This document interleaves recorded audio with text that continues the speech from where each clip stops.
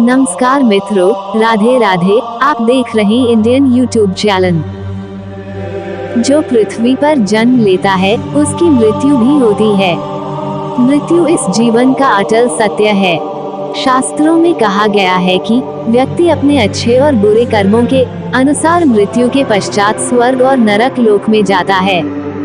कहा जाता है, अच्छे कर्म करने वाले को स्वर्ग की प्राप्ति होती है, तो बुरे कर्म करने वाला इस लोक के बाद भी नरक की यातनाएं भोगता है। मनुष्य के अच्छे कर्म ही उसके लिए मोक्ष के द्वार खोलते हैं। मोक्ष प्राप्ति का अर्थ होता है जीवन मरण के चक्र से मुक्त हो जाना।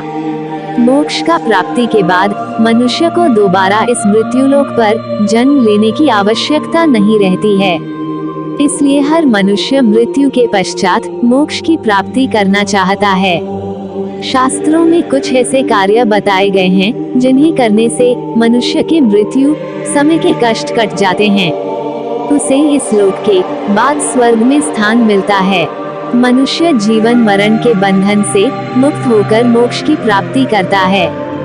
मृत्यु समय के कष्ट होते हैं दूर। रामचरितमानस का पाठ बहुत ही पुण्यकारी है, इसलिए मनुष्य को रामचरितमानस का पाठ नियमित रूप से करना चाहिए।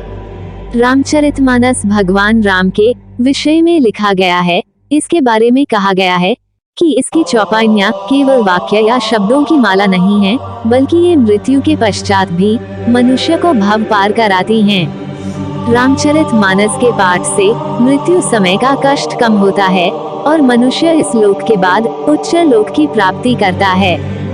एकादशी का व्रत। हिंदू सनातन धर्म में एकादशी के व्रत को सभी व्रतों में श्रेष्ठ बताया है।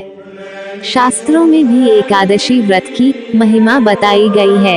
एकादशी व्रत के विषय में उल्लेख मिलता है कि यदि कोई मनुष्य निष्ठा और नियम के साथ एकादशी व्रत करता है तो उसे जीवन मरण के बंधन से मुक्त होकर मोक्ष की प्राप्ति होती है।